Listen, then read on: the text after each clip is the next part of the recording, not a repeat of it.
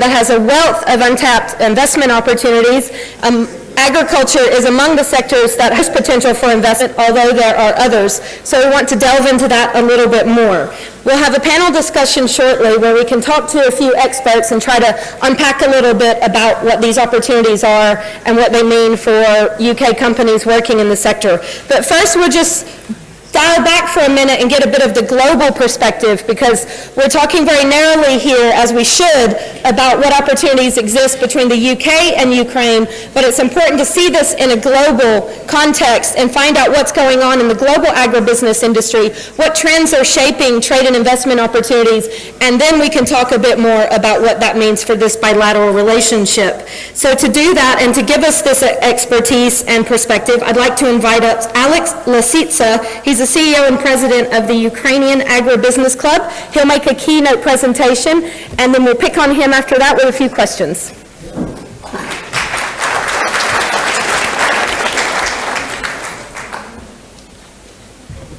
Good afternoon, ladies and gentlemen. Thank you very much, Courtney, for a nice introduction. I'm so pleased to be here and to talk with you about agribusiness, and not only agribusiness in Ukraine or UK, but agribusiness globally as well.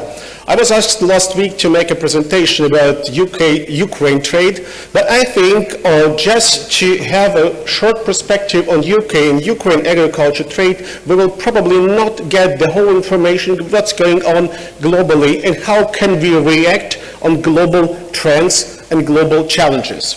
I think you know exactly what's going on over the next 50 years. The world population will increase. And that means also that the food which is needed for the population globally is going to be increased as well. So the Earth's population in 2050 will be 9.7 billion people. 30% of growth of population on Earth will be happening up to 2025. And 70% of growth in consumption of food will be up to 2050. So the majority of people will be living in Asia and Africa. So the question is, what's going to happen in terms of food consumption in those regions? Look on Asia. The tendency is more or less clear. The Asian people will increase a consumption of grains and consumption of dairy and meat products, speak protein. Instead of rice, the rice consumption in Asian countries going to decrease over next year. The expected increase of protein consumption in Asia would be 44% over the next 10 years. But Africa is a little bit different situation. The African countries will increase the production and consumption of rice, milk, especially milk and beef products. At the same time, so they are going to increase the consumption of vegetables. So if we're speaking about dairy production, it's quite important actually to UK, because UK is a big producer and big exporter of dairy products. Globally, if you look on that slide and that statistics, you will see that actually the dairy sector or the dairy products, they will increase not only, or the consumption will increase not only from the population growth, but also from the growth in consumption itself. That means that people will eat more dairy products in the future, and mostly in Asia and Africa. So Europe is a little bit different story, because in Europe we do believe that the people will eat less meat, especially red meat. A friend of mine who is living in Germany says that the people in Europe, the sausage in 10 years in European Union will be something like a cigarette right now. So that will be, in a good society, will be bad to eat the pork sausage. So that means that people are trying to be more healthy, more organic products will be consumed.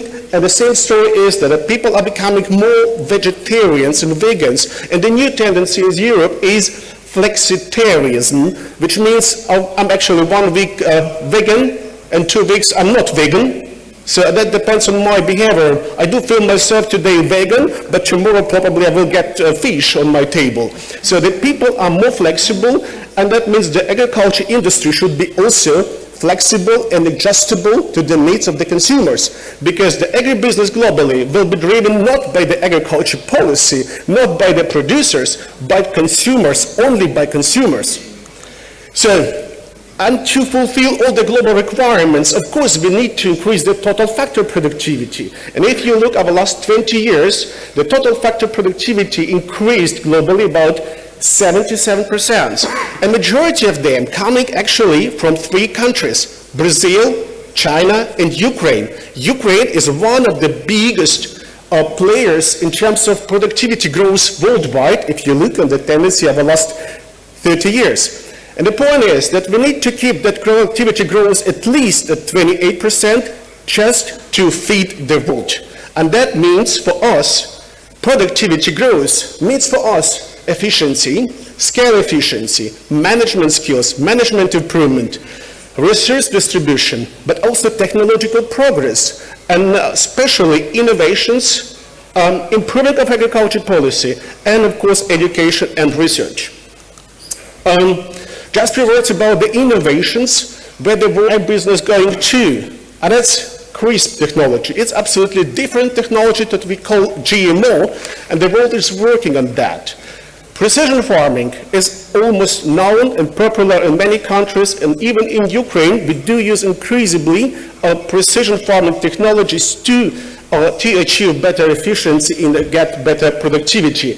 So drones, I think in 10 years, the major equipment for agribusiness will be drones, because drones will actually fly and spray the chemicals. Drone will control the soils. They do a lot of stuff, and in 10 years, that's a huge opportunity also for the agribusiness production. And the biggest producer of agriculture drones is right now Ukraine, by the way. So digitalization, automatization, I think it's not a big topic today, but I think it's quite important to understand that the big data issues in the future, they will play a huge role, and we need to find a global solution for that. So just a few words about the UK agriculture. We've talked about that today, and I want just to mention 2 things. The first one is that UK government over the last 20 years was actually most reform-oriented government among the EU countries. And as the Brexit appears, the EU will really lose one very important country in terms of the liberalization of common agriculture policy. That's a really big shock for the European Union as well. That means that UK is looking right now for the new agriculture policy. Which one will be, probably we not knowing it right now here, but UK can become a big international player in terms of improving of agriculture policy globally, in terms of finding a new solution for the trade liberalization of agriculture products globally. And potentially UK can be a really big player in terms of reforming not only the European policy, but also WTO or different kind of agreements which are currently existing in the world. I don't need to talk about the UK policy long. I think that's the issue that we can discuss. That means UK imports every year more than $60 million agriculture products and export only for 30, well, more or less 30. A different story is Ukraine. Ukraine exports for $17 billion agriculture products and imports only for 4.3. If you look on there, what is UK exporting? Mostly processed products, mostly dairy products and meat, and Ukraine crops and fats, speak sunflower oil. If you look on the UK trade, again, with agriculture products, the majority of countries where the UK export is the European Union. The biggest partner is Irish Republic, France, and then is coming USA and Netherlands. Again, dairy and meat products, they are dominating the trade of agriculture products of UK. So imports, the majority of imports are coming from European Union. So the biggest partner is Netherlands, following by France. Ukraine is a little bit different story because Ukraine has started a few years ago to focus mostly on Asian markets. That means Ukraine is concentrating to improve the places and the facilities on Asian market to be there, one of the global leaders, and then following European Union and then African countries. So that means for Ukraine is currently, if we do speak about the global perspectives, is even better positioned than UK, because Ukraine is very close linked to the European Union, and Ukraine is global player right now in terms of agriculture products. So, Ukrainian agriculture policy or Ukrainian agriculture sector has become or has been actually kind of problem child for the national economy of a long time. And even 2001, 2002, you can imagine Ukraine has imported wheat, so different grains. Right now, Ukraine is a big player, so #1 producer worldwide and exporter of sunflower oil. #2 producer, exporter of cereals. #3, barley and canola production. #5, worldwide honey production. And #7, flour production. So Ukraine is now really a big exporter and a global player of different agriculture products.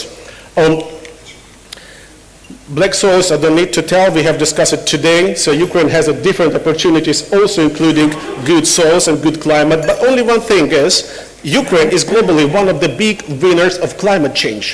So the increasing of production in Ukraine is also due to the climate change of the last 10 years.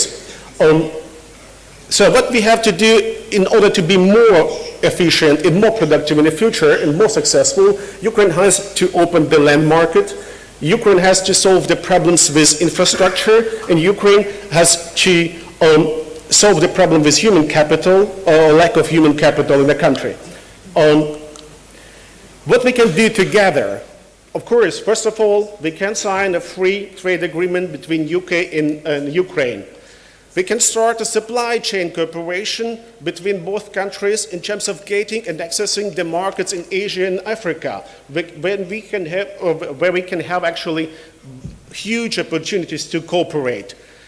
Investment opportunities in Ukraine, from UK to Ukraine, it's also one of the big chances for both countries, because their margins, especially EBITDA margins in Ukrainian agriculture, they are probably worldwide the highest. So 40% of EBITDA margin in Ukrainian agribusiness is almost standard right now.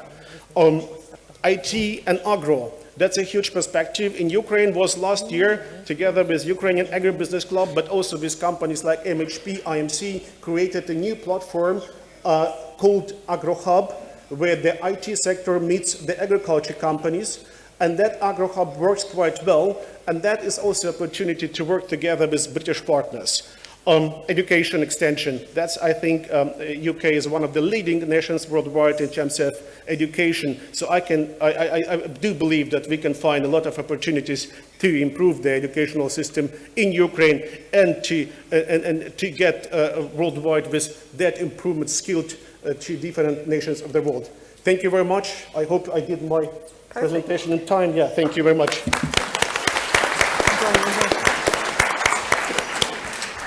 Thank you very much, Alex. You even had 3 minutes to spare. That means I can ask you an additional question or two, which makes me happy. So thank you for the very interesting presentation. I think certainly combining IT and agribusiness, which are really of the two real strengths of Ukraine, makes a lot of sense.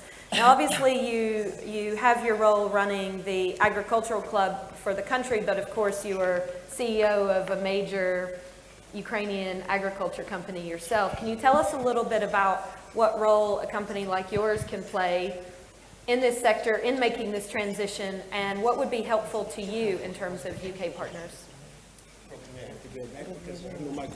I think you don't have one? No, I have no one. one. We'll have to keep you up. Yeah, no problem. I will be staying here. I can better see everybody here. So IMC company, which I lead, is operating 130,000 hectares of land and 3 regions of Ukraine. So the business model of IMC very simple. We do have land. We produce cash crops products, export-oriented products.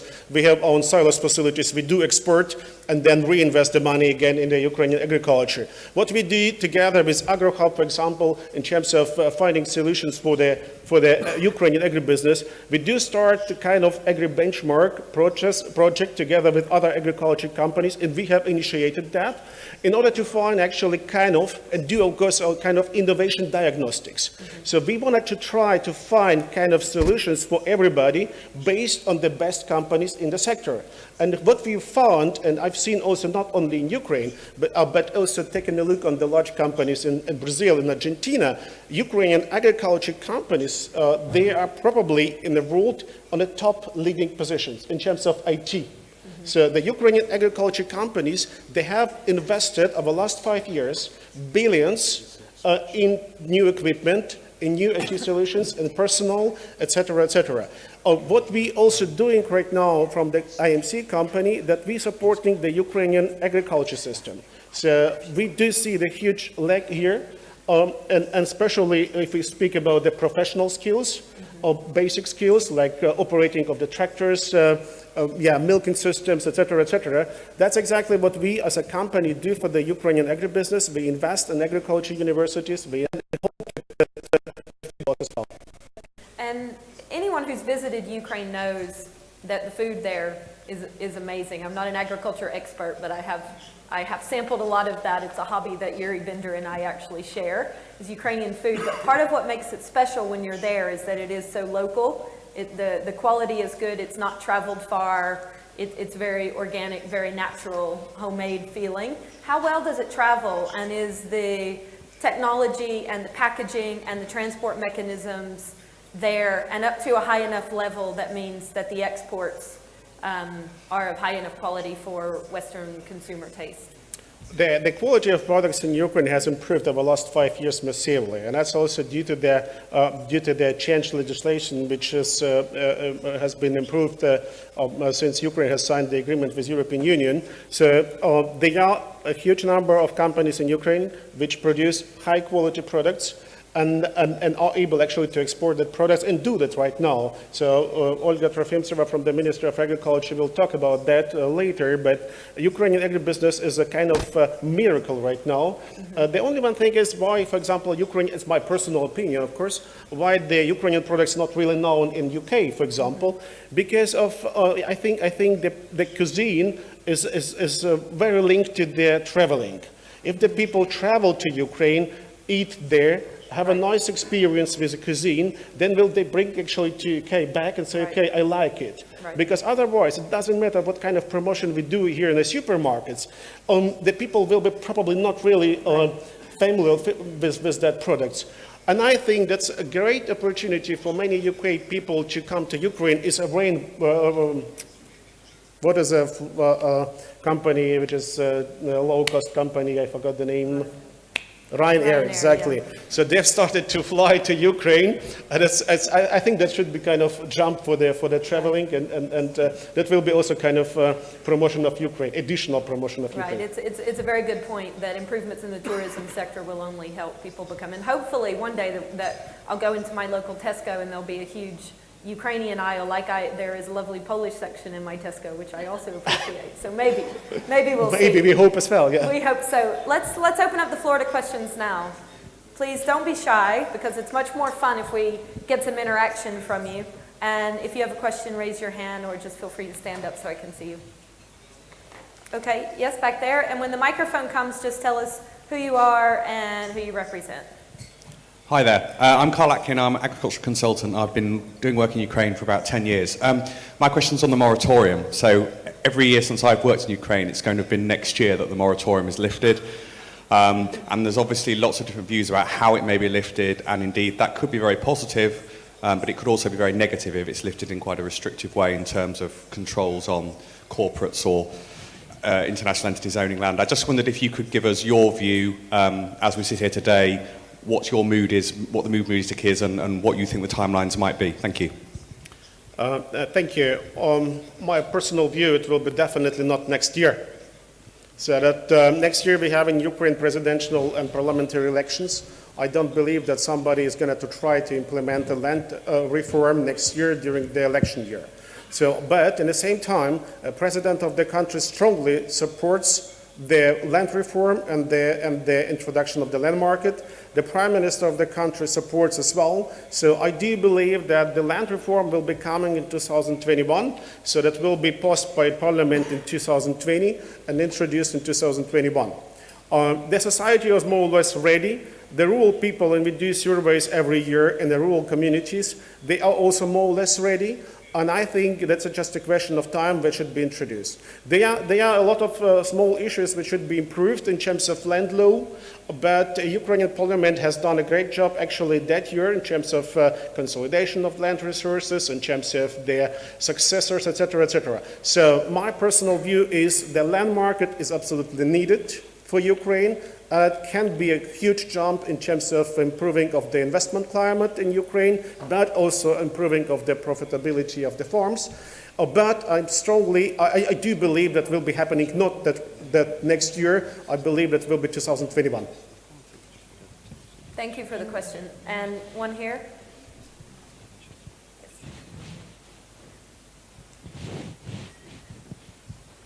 Hi, it's Natalia Johnson, Lasan Capital Limited. Question about Brexit. There was a lot of comments made about obviously UK exiting Brexit in March next year. Then we have transition period. Then we have temporary customs union composition of Ukraine, of UK status. That is, UK will stay for unknown time part of customs union. I personally think that temporary can become permanent. I very much hope it's not the case.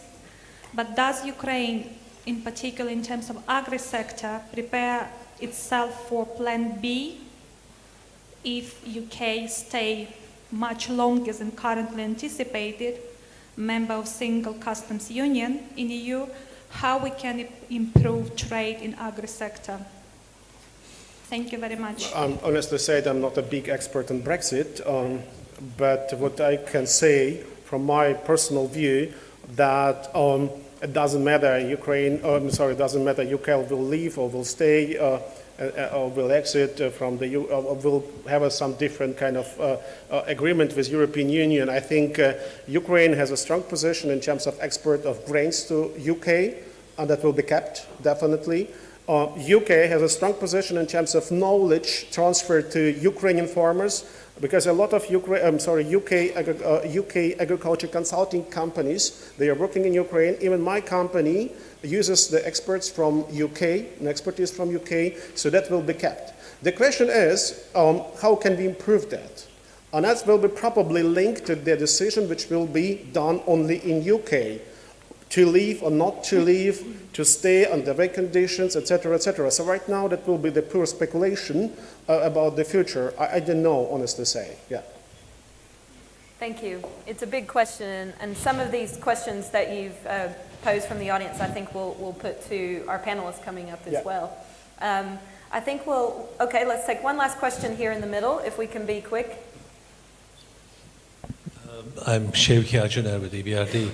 I think part of the debate today needs to be also not just on pure primary agribusiness, but how do we move on to food business and the value-added end of the spectrum, because until now, Ukraine is somewhat taking the easy road and exporting primary output, but one has to look at how do we stimulate investment in the food industry, and what are your views on that?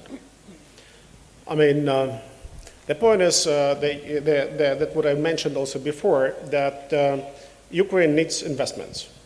And the improvement of the climate, investment climate in Ukraine is absolutely necessary to get additional investors, especially in the food sector.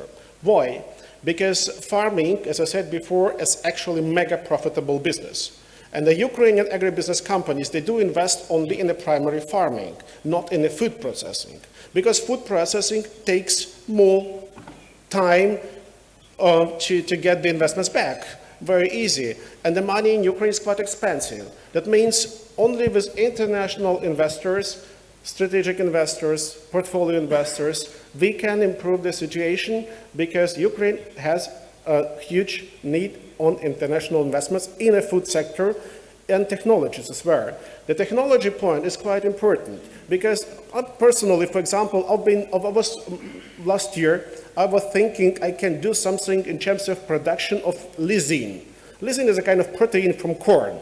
I do produce corn. The second stage would be lysine. But believe me, I did not find any kind of technological solution for production of lysine, because that one belongs to the Japanese guys, the second one to Germans, and then Chinese as well. So that means we can do and we can improve their food processing situation in the country only with partners, with international partners, because of money and because of technology. That's only one way, I think. Thank you. And that final point is actually a great way to segue into our panel, because one of the opportunities is clearly not just for UK agribusiness producers to sell stuff to Ukraine or buy stuff, but it's to have partnerships and help with processes, production, and technology. Do you see it that way? Great. Absolutely, absolutely. Okay, we'll let Alex off the hook now. Thank you very much for the fantastic presentation.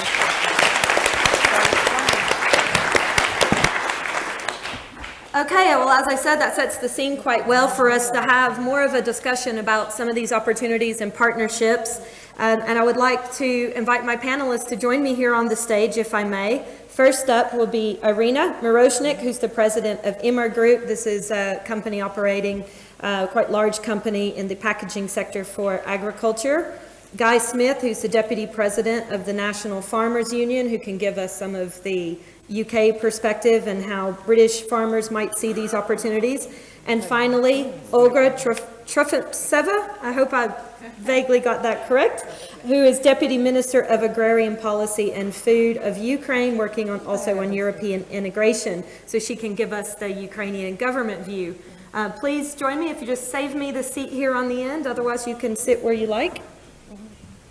Now, before we launch into our discussion, we would like to first ask Iryna to come up and give us a short presentation. This is just to introduce you a bit to IMMER Group, what the company's doing, and then I'll ask you a few questions following. Okay. Only short presentation about my company and about my product. My family of my business has 100 million euro sales. We have two plants in Ukraine and Latvia. We have certificate laboratories and R&D center spending 1.5 million every year for R&D. We are number 15 in European flexible packaging by size. Our partners are leading FSMGs. We have 20 years relationship with World Bank, IC, BRD. We comply with international quality standard ISO, BRC, IRP, FDA, BA, SMIGA, etc., etc., etc. Our group is member of international association and organization like Safe Food Initiative of United Nations, European Bioplastic Association, United Nations Global Compact, and other social professional European and world organizations. I'm the member of board Ukrainian Agribusiness Club, European Rotogravure Association, and official representative in United Nations Safe Food Initiative in Ukraine. Our key values is sustainability, social and environmental responsibility. IMMER Group will produce biodegradable multi-film tailored for specific soils and crops. Our 100 ecologically sustainable solution allows early sowing up to 1 month, bigger crops yield up to 70%, less or no herbicide, less fertilizer, 5 times lower watering for vegetables and no irrigation for grains, reduced soil compaction. We cooperate with many agricultural scientific bodies in Ukraine and EU to test biodegradable film for various crops in different climate zones and soils. Now we produce transparent multi-film for corn and sunflower and black and color film for various vegetables and berries. Our biodegradable multi-film is certificate and made of certified of biomaterial based on organic ingredients. 90% of its mass biodegrade within 3-6 months to water, carbon gas and humus, and other 10% degrade in the next couple of months. This is all. Thank you very much for the introduction to your company. What kind of UK partnerships or linkages would be useful to your company? What are you looking for here? We work together with Association Biodegradable Bioplastic based in Ukraine, in UK. И я перейду на русский язык. И самое главное, что на самом деле вся наука, которая касается биоразлагаемых материалов, биоразлагаемой упаковки, она стартовала лет 10-7 назад именно в Англии, что очень важно. И мы тогда начали вместе работать и продолжаем вместе работу. Ну, естественно, мы продаем в Великобританию, естественно, мы работаем с логистическими компаниями. То есть, Do you think that, we have the question about Brexit, so I'm going to ask everyone just for fun. Does it make any difference to the way you see the relationship with the UK and the commercial opportunities? это вопрос ко мне, да? Ну, понимаете, я из бизнеса, то есть мы работаем в любых условиях. Brexit это плохо, потому что когда нарушаются торговые связи, это всегда плохо. Но мы будем работать. Thank you. This might be a good chance to ask our token Brit on the panel. First of all, Brexit aside, how do you see the commercial opportunities in terms of trade and business with Ukraine for the industry that you represent? And then secondarily, does Brexit matter in this context? Courtney, thank you, and thank you for the opportunity to come today. I will immediately, what we do in Britain, called fess up. I've never been to the Ukraine, which I do apologise for. I am no expert in Ukrainian agriculture. I've heard about your rich, deep soils and your huge flat plains, and I'm very envious of it. I'm not sure I'm so envious of your cold winters, but we are farmers altogether. I very much enjoyed Alex's presentation. I think in times of change, one should always be optimistic and see things as opportunity and not just threat. But let's be clear, and referring back to a question raised from the floor, we are not clear what our future relationship is going to be with the European Union going forward. And that's important because that will determine how we can trade with the rest of the world. It's also important for UK agriculture because under the CAP, there is a big amount of support and protection and regulation.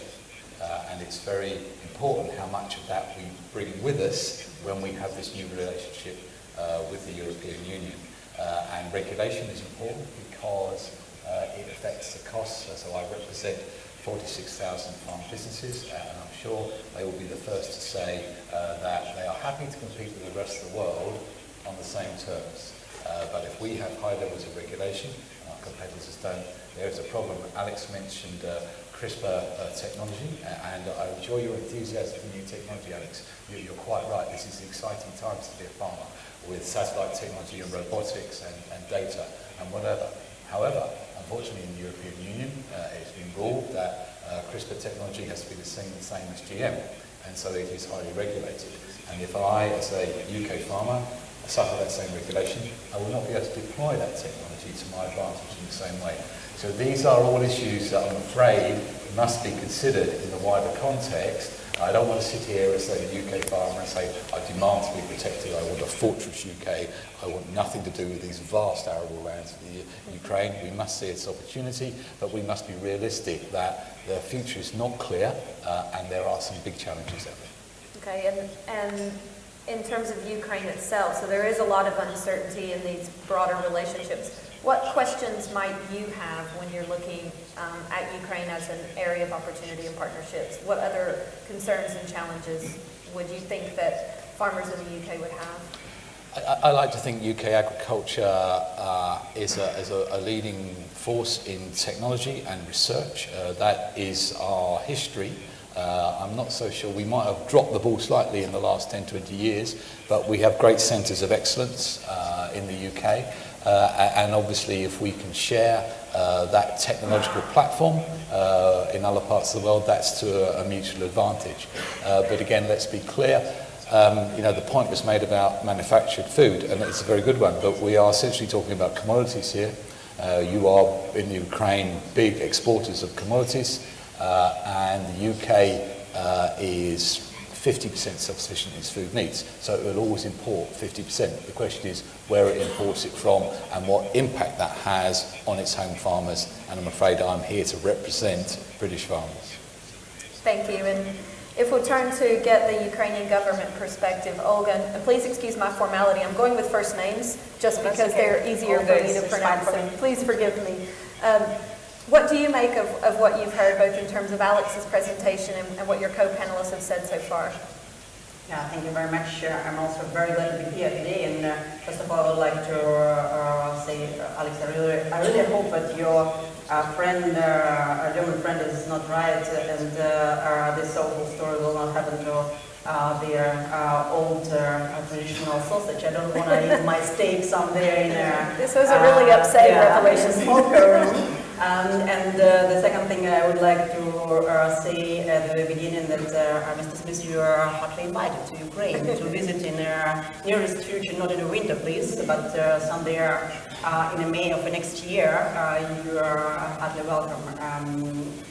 Well, to tell the truth, there were a lot of issues and a lot of topics already through the day today, which are related to the Ukrainian agriculture and food sectors, and which gave me a lot of ideas or some thoughts to think about. But as for the perspective of the Ukrainian government, and to make a couple of, let's say, short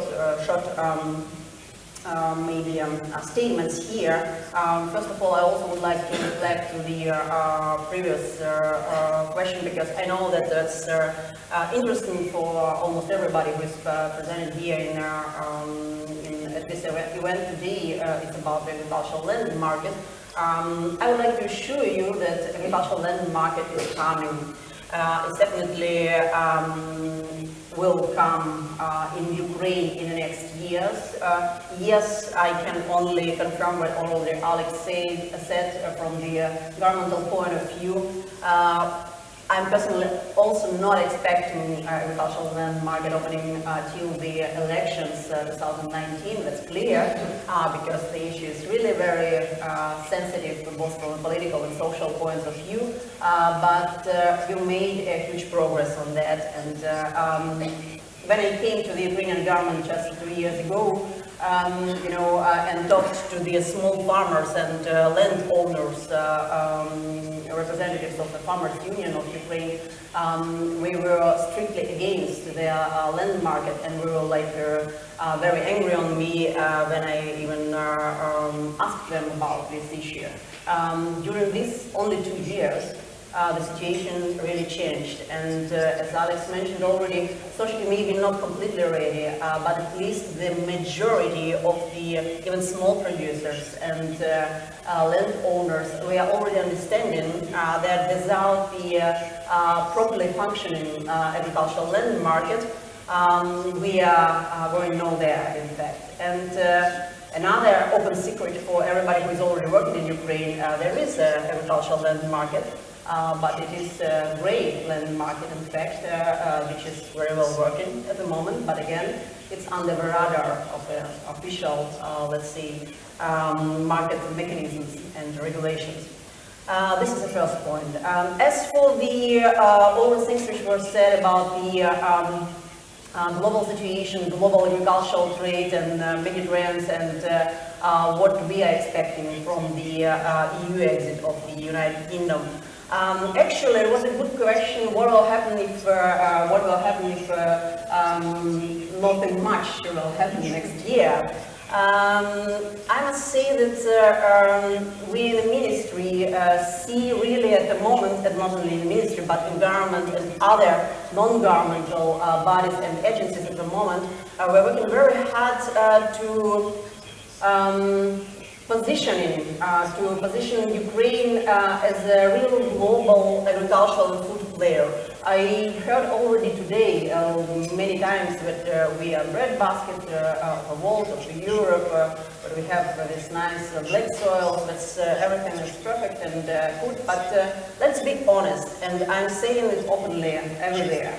Till 2014, Ukraine was so focused on the economic and political relations with the Russian Federation that in fact we were not so global at all, and we were not real breadbasket or food basket of the world. And only since 2014, and that's why it sounds awful, and I'm sorry for that, but this Russian aggression and unpredictability of our eastern neighbor played a positive role in that. Ukraine really becoming evolutionary, the global player, not only on agricultural and food markets, but in general, in every other sectors and subsectors, starting with IT and ending up with creative industries. Why? Because we were forced to look for the new markets, we were forced to look for the new partners, and that is what is actually most important, I think, by the way. We were forced to change our mentality. We were forced to change our way of thinking, not only in business, in doing agribusiness, but also in doing our governmental work, let's say. And actually, I liked very much the remark of one of the speakers at the panel discussion in the morning, who said, Mr. Rifkin, who said that only 5 years ago, nobody was able to think actually about such kind of event with such high-level representatives from both sides, because there were no actual interest in such kind of events and in such kind of deep economic and political bilateral relationships. The second issue, which is very important for us, and that's why it's actually maybe, it again sounds maybe not so good for the United Kingdom, but for us it's maybe not so important how exactly EU exit will happen next year, because we are working on diversification. We would like to have as many strong partners in every actual region of the world as possible. And United Kingdom really, and we found out today as well, has a lot of similarities with Ukraine, but what is a nice thing for the agri-food and in general for the economic relations and cooperation, that we are in many sectors, we are not competitors, but we are rather supplementing each other. And that's a perfect situation, on my personal point of view, where really would like, we would have more competitive advantages when we are play alone and play together. For instance, on a certain market, as was said before, you remember the remark from the colleague from Switzerland, for instance, when we are talking about such huge markets like China. Because I completely agree with Alex again here that the world is now about two, I would say, large megatrends. On the one hand, we have a growing population, and we should feed the world. And Ukraine has all the possibilities to bear this responsibility and to feed the world with grain, with oil seeds, etc. But this is only one side of the story. Another side of the story, this is the second mega trend to the healthy food, to the organic food, to the regional food, to the superfood. Almost everybody who is sitting here would like to eat healthy products, natural products, which are produced under the strict, let's say, regulations, etc. And here again, Ukraine has its natural comparative advantages like soils and climate conditions, which we can use again together. This know-how from Britain, this expertise from the British companies and investors. And again, have a win-win situation here. But we are not blind in the Ukrainian government, I must say, and we definitely know that climate change is happening, that nobody in the world is already talking about the agricultural production or agricultural science itself or agricultural research. We should talk about the circular economy, we should talk about the green economy, They should talk and do something on renewable energies together with agricultural production, etc. When we're talking about Ukrainian agriculture and black soils, I will be honest with you, we do have the problem with also with water resources and the precipitation rates in some of the Ukrainian regions. In some of southern Ukrainian regions, 8 out of 10 years are too dry already to produce some products without irrigation. But when we are talking about the climate change or climate smart agriculture, we should not only talk about irrigation itself, we should talk about the whole chain of technologies which adapt Ukrainian and not only Ukrainian agricultural and food production to all these changing climate conditions, etc., etc. I think sorry to interrupt, I think this, the idea of the climate change and environmental consciousness is maybe something that we could talk about a little bit if you don't mind. And first I'd like to ask Guy, does this change how British farmers look at supply chains and international trading opportunities? Firstly, to thank Olga for the invitation to come to Ukraine. And official letter will come later. Okay, and to reassure you, I do not want to buy a farm in the Ukraine. I have one of my own in the UK, so that's. But it's not a bad idea by well at all to have one in Ukraine as well. You mentioned climate change, Courtney, and that is a very pressing subject. We've just been through in the UK one of the worst droughts we've seen for 30 years, and it's a reminder that when it comes to food production, that the climate is all important, and it is unpredictable, and it's volatile, and I think all farmers across the world, they have the challenge of volatility. When they put a seed in the ground, they can never be sure what the weather will be like for the growing season, and so there is always, I think, a role for government in terms of that. This brings up this knotty issue of food security in the UK. I think we would argue at the NFU that we should not, as a nation, become too dependent on other parts of the world, and I'm not going to discriminate where those places are for our food needs. And I think this is a real question we have in this country, whether we encourage production from our own resources or we go to the least cost producers in whatever part of the world, whether it's South America or whether it's Ukraine.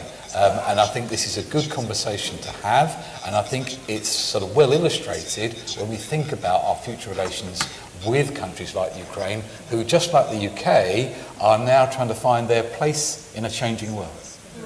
Well, it's also that need for diversification, which is something that food security and diversification of suppliers is something that almost every country has got to confront sooner or later.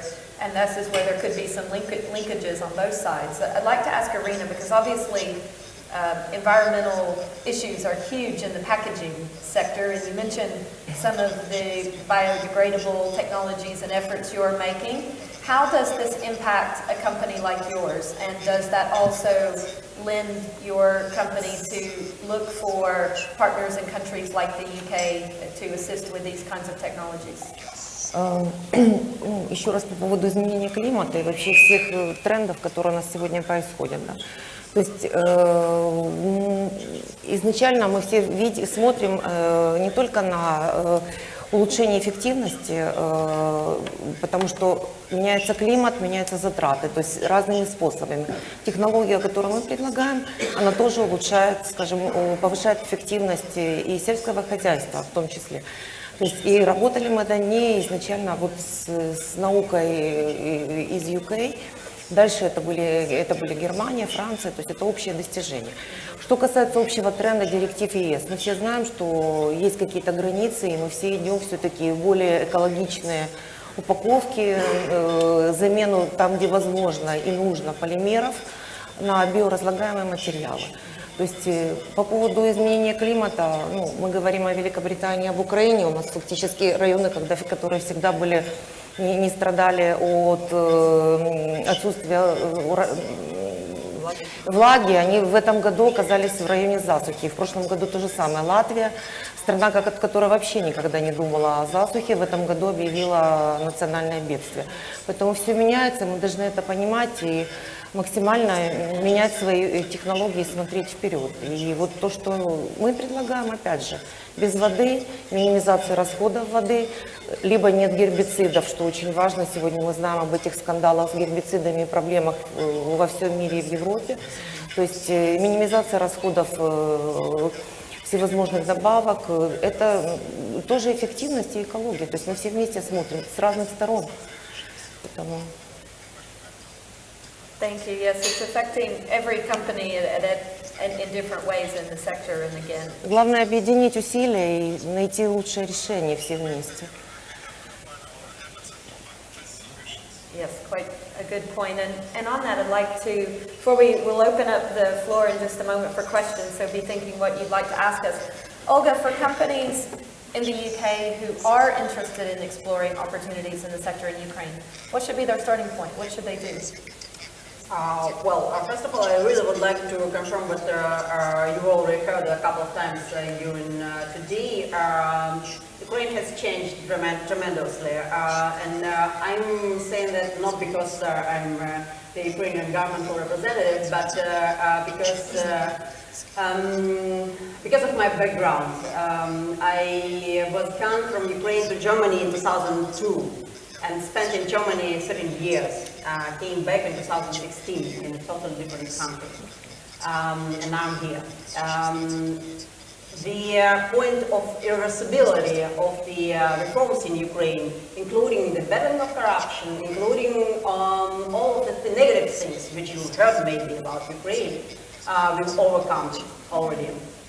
So please forget about all that, I don't know, myths and cliches which you heard about Ukraine before. There are definitely some challenges, but still in Ukraine, I don't want to be here too rosy for you, or too positive maybe, but nevertheless, the starting point is just to make a decision. For instance, Mr. Smith, if you would like to start a farm in Ukraine, by the way, I don't know about the statistics of British farmers in Ukraine, but there are a lot of guys from Austria, from the Netherlands, from France, who are already there, who are working there very successfully and very profitably. And you know why? Because you mentioned CRISP technology, but that's not only about the CRISP technology. Again, I will be very honest with you and maybe a little bit undiplomatic, but my personal opinion that in the European Union, a lot of things in agri-food business are over-regulated. They are making agribusiness not a business, but rather a social project sometimes.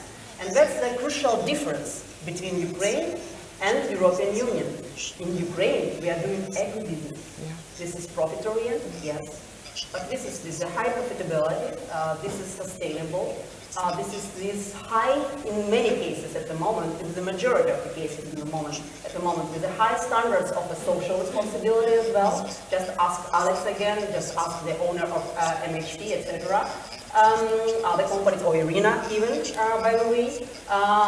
All the companies that are working under the highest global standards. And this crucial difference makes actually Ukraine very interesting and very attractive, not only for UK businesses, but actually, worldwide at the moment. And we do see it from the, to tell the truth, we are getting in ministry requests every week from China through the Saudi Arabia or other Middle East countries to the European Union countries about the opportunities or about their contracts to make the first steps in the agri-food sector. Not only agri-food, AgTech is getting more and more popular. Alex also mentioned it, that it's really like now a boosting subsector in our economy. So how to start, where to find a reliable partner, how to work, where to find the regulations, etc., etc. So we are open, we are in a ministry open for this kind of conversation. You've seen the representatives of Export Promotion Office who are also very active here. We do have here a couple of representatives from the Investment Promotion Office of Ukraine, Governmental Investment Promotion Office. We are also helping a lot. It's a completely different country which you may be known, as I said, 5 or 10 years ago. So forget about that. just come to Ukraine, and that it was a very good idea to organize the next bilateral business forum in Kyiv, to bring such people like Mr. Smith to Kyiv next time, and so we can personally explore all the opportunities and to see on the ground how it works, how it smells. I mean, now Ukrainian cuisine definitely, to meet the Ukrainian companies and Ukrainian potential partners. Okay. Nobody ever has to ask me twice to go to Kyiv, so count me in for that one. Let's open up the floor for questions now. Let's hear what you'd like to say. I will start here on the table here in the front, if you can wait for the microphone to find you. Olga Gutowska and Partners. I have a question for Olga. Thank you very much for a great presentation. I know how difficult it is to attract investors in an emerging economy in such tense geopolitical conditions. Do you think we will see any incentives such as tax incentives or any additional help for investors in agriculture? How does it look? What can we offer? What do you think? Yeah, thank you. First of all, thank you for the question. And not so difficult to attract the investors, at least in the Ukrainian agri-food sector, I must say. At the moment, there are a lot of companies who are interested. As for the specific incentives, we do have already in Ukraine some regulations or some instruments of supporting the companies who are investing. But we are working further now at the moment to develop the legislative framework to make it more precise and more focused, because when we are talking, for instance, about the processing industry, it really helps, as the experience of other countries shows, to have some tax, for instance, mechanisms to bring the equipment for their processing industries without high import tariffs or something like that. We do have already such kind of, by the way, instruments also. It's very interesting to see, by the way, how some of the state support programs for agricultural sector also play such kind of a role of incentives. For instance, I don't know if somebody knows here in a room that we have since 2017, the program of the partial compensation of the if the farmers buying the Ukrainian produced agricultural machinery, we are getting from the state up to, at the moment, up to the 40% of the compensation, so of the costs of these agricultural machines. And what we've seen maybe not such an active movement as we would like to see, but at least we've seen that some of the international producers were thinking about the partial localization of their production to put their production capacities in Ukraine, because it makes sense. And you know that if you are following the Ukrainian economic news, you see that at the moment, almost every week, some new production of processing capacity is opening. Like it was 1 week where one large German seeds producer opened its capacity in central Ukraine. At the same time, the Japanese company opened their silos in Kyiv region, etc., etc. So there are a lot of such investments are already happening. And by the way, one more thing, and I'm quite sure that you will support me, as some of our Chinese colleagues said me some time ago, you know, that Chinese money likes silence. That's why we don't hear about many of investments in agri-food sector. So private investors are coming, and we are working silently and perfectly and profitably. We are hearing about them or from them something when we have problems or challenges, when we are coming to the ministry and asking for assistance. So, thank you for your question and the answer. Other questions? Yes, here in the second table. Raise your hand. Hi, it's a question for Olga again, if I may, and if I may follow up on my original question about customs union, and looking at the title of panel discussion, to make it super topical, specifically given that audience here is predominantly from UK, I would imagine, and Ukraine. in my view, if we develop, and when I say we, I mean Ukraine, plan B for increasing, maximizing trade between Ukraine and UK in environment where UK remains part of customs union, I think we have tremendous benefit. UK will love Ukrainian food. I am personally interested to be able to buy, like was mentioned in Tesco, Polish food. I always eye for Ukrainian food, and it's been for 14 years, and the only product I found, and I guarantee it's not original food, it's Kiev chicken Kiev, which is, people say, made in Germany, name originated from Ukraine, to maximize profit on this chicken food. Not the best meat is used because they don't sell it in premium supermarkets. Or, you know, if I think about Harrods, if I think about Selfridges, Waitrose, Mark and Spencer, that's why we want to see Ukrainian food, because it deserves to be seen there, it deserves to be in premium, it deserves to charge premium price. And I think it's a huge, huge topic to be addressed. The sooner the better, because it's money in it. Big money for Ukraine, fantastic food for UK. Thank you very much. As I said before, we are actually in the evolution process. Sometimes it's difficult to talk to our international partners, because everybody, including Ukrainians, a lot of Ukrainians, many Ukrainians, expecting from Ukraine to change or to reach, I don't know, some kind of fantastic results like an overnight. Yeah. We are all actually adults here, and we know that unfortunately it doesn't work like that in the world. And we are going through this evolution. As I said, just 4 years ago, the situation was 3 or 5 years. There's no doubt on that. Right. Thank you. Other questions? Yes, here in the middle. Hi, I have a question in regards to climate smart agriculture. I think you mentioned that before. I just want to know if Ukrainian government provides any incentives for climate smart agriculture. You mentioned now there is support, the partial compensation for Ukrainian manufacturing services. Is there anything for other companies that come from abroad?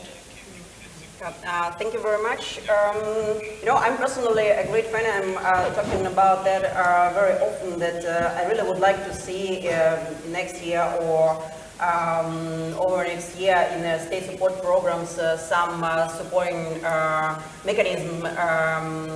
financial mechanisms for Ukrainian-produced drones, for instance, because we do have, by the way, a couple of small and not so small companies which are exporting their drones for agriculture already worldwide, or some other products and technologies.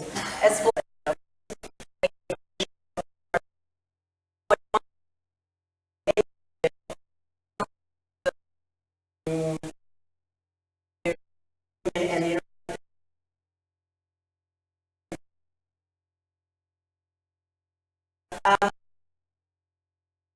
heavily organizationally, we are trying to promote them not only inside Ukraine. So if you are interested in some particular, let's say, technology development with Ukrainian partners, again, please come to us or to the investment promotion office, and we will provide you necessary contacts, because this is one of the, I think it's at the moment one of the most prospective subsectors in agri-food in Ukraine for making business.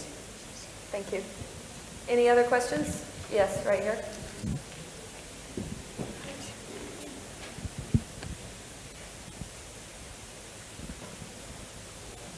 Andy Hunter, American Chamber of Commerce. Just a very brief observation. I would like to share the optimism. And I think it's not only Ukrainian brands that we're seeing in terms of the food production and food manufacturing. Very tangible examples. Oreos. Oreo biscuits, Oreo cookies, an iconic US brand, are being produced in Sumy region, 45 kilometers from the border with the Russian Federation, and they're all being exported across Ukraine throughout the European Union. So we're seeing more and more interest of the large international food manufacturers. Walker's Crisps, an iconic British brand, but their owner PepsiCo will be announcing and launching a potato chip or crisps factory in Mykolaiv very soon. So I think in terms of large multinationals also, they are producing food in Ukraine for export across sort of Europe and further. So thank you. Thank you. Andy, I'm going to throw a question back to you, since I know you can give us a little bit of U.S. perspective here. How do U.S. companies see agribusiness opportunities? Or you mentioned some of the things that are going on. Well, traditionally, we've got all the ABCDs, the ADM, Bunge, Cargill, Dreyfus. Traders, all the big traders are there. They're investing. Bunge have invested $280 million in a terminal in Mykolaiv. Cargill, Alexei mentioned today, the $150 million deep water sea terminal that's being constructed in the port of Yuzhny near Odessa. Many are like companies like Louis Dreyfus are buying their own rail cars to transport the grain, because the question's always been, how do you get from the field to the global markets? So, I mean, agriculture is one of our key committees. We do see more and more interest, and it's not only in the big traders, but also in the food and other sectors of the ag market. So it's a positive sign. I think the investors are there, they're looking, and quite optimistic about the future. Thank you. Last question here at the back. Yes, the lady in the corner. Yes. If we're quick, we might be able to get to this final one as well. Thank you. Not so much a question, just a quick comment. I'm Kathy Cottrell. I'm head of the Department of International Trade office in Kiev. We're there to help support British companies who want to work in Ukraine. So please do come and talk to us. There may be support for taking part in exhibitions, trade missions, and so on. Thanks very much. Excellent. A good point person you can talk to. We'll squeeze in this gentleman's question right here in the back. Yes. Right. Sorry. Last comment and suggestion. First of all, we do benefit. I represent a British manufacturer of agricultural machinery. We do a lot of business in Ukraine, and for me personally, Ukraine is the biggest export market. And we do benefit a lot from the cooperation with the Department for International Trade. Thank you. And the last comment and suggestion, if you would like to try Ukrainian food, don't look for it in the Tesco's or Harrods or etc. Go in the smaller shops, and I can assure you, all the Ukrainian major brands, they're already here. Torchin, Veresh, vodka manufacturers, they are already here. Just, it's not a secret. I mean, there is a lot of Ukrainian immigration here. I mean, I live in London, and for the past 5 years' time, literally every evening coming in the bus or metro, I can hear proper Ukrainian language. So they're mainly involved in the construction, services, and with Ukrainian immigration comes also Ukrainian culture and Ukrainian products. So stop looking for them in Tesco. Go in the smaller shops like Baltic shops. Yesterday I was in a shop called USSR in Leighton. I bought some Ukrainian. It's a historical name. Sorry. I bought some Ukrainian pickles from Veres. I bought other stuff, and the guy in front of me was buying Ukrainian vodka and some caviar. So please do. Even without traveling to Ukraine, you can buy it here. Thank you. Whoa. Yeah, come to Ukraine. Exactly. You can do both. But thank you. It's a point to make. I frequent the Slavic deli in my neighborhood to get exactly these products, to the point that my husband is saying, "Can we have something in our fridge with a name I can read?" So you have a good point that there are these lovely products here, but of course it would be good if they could be exposed to the wider, British public, not just the immigrant community and the weird Slavophiles like myself. So let's hope that in future there can be wider exposure, more links going on. I think we'll wrap up there. I'm sorry, we could have a few more questions and comments. It's an extremely interesting topic. I would like to thank very much the panelists for their time and their insights. Please give them a round of applause. And now we will return for a quick networking break, and we'll resume shortly. Thank you. Я с той стороны Коля пойду. Коля, слышишь?